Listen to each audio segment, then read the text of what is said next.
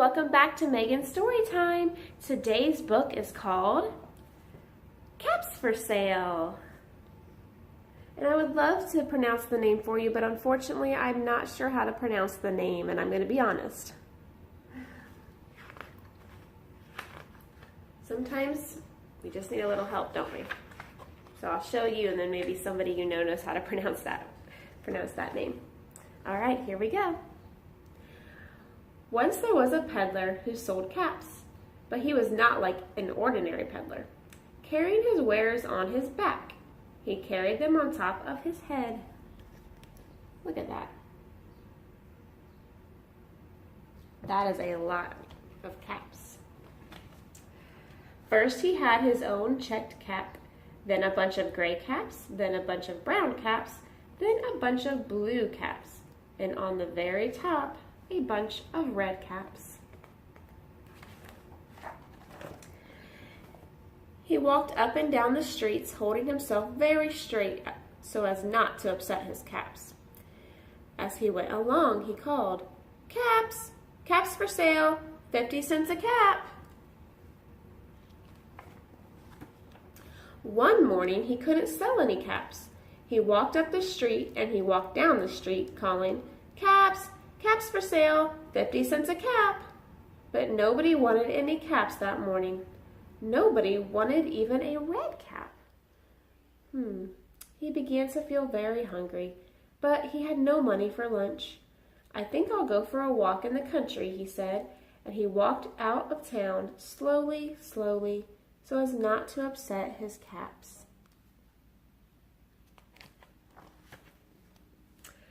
He walked for a long time until he came to a great big tree. "That's a nice place for a rest," thought he. And he sat down very slowly under the tree and leaned back little by little against the tree trunk as not to disturb the caps on his head. He cared very much for those caps. Then he put his hand to feel if they were straight.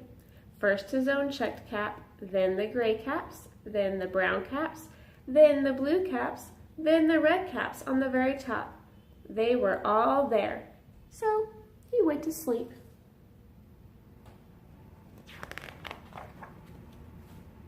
He slept for a long time. When he woke up, he was refreshed and rested. Uh-oh, what do we see? Or what do we don't see?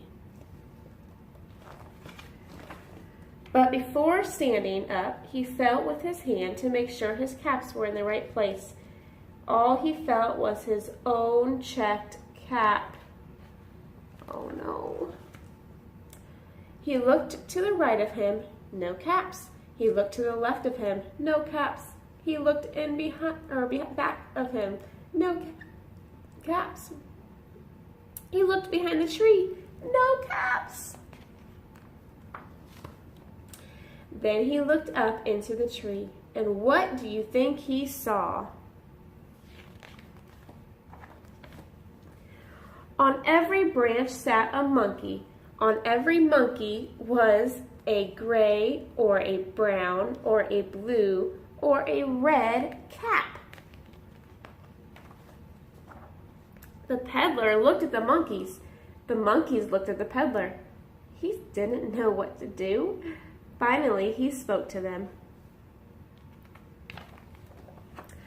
"You monkeys, you," he said, shaking a finger at them. "You give me back my caps." But the monkeys only shook their fingers back at him and said, "Tss, tss."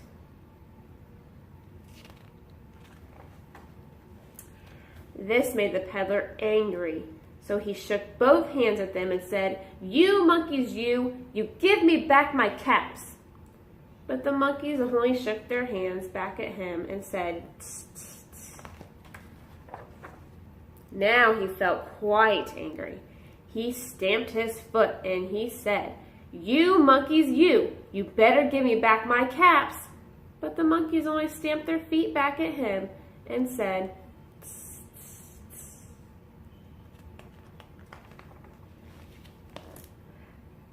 By this time, the peddler was really very, very angry. He stamped both of his feet and shouted, "You monkeys, you must give me back my caps." But the monkeys only stamped both their feet. And what did they say?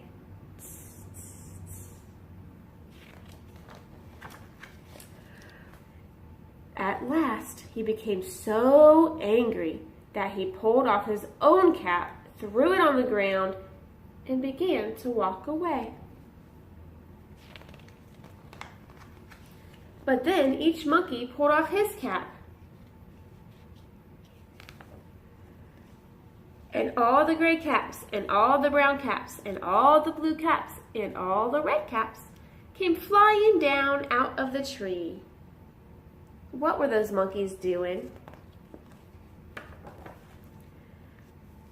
So the peddler picked up his caps and put them back on his head.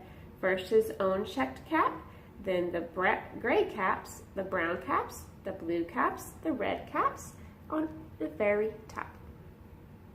Look at that, he's organizing them all nicely. And slowly, slowly, he walked back to town calling, "Caps, caps for sale, 50 cents a cap." The end. What were those monkeys doing? They were just copying what he did, weren't they? They weren't actually trying to be mean. That's a cute book too. I just love to read. So thank you guys. You guys have a blessed day and we'll see you next time.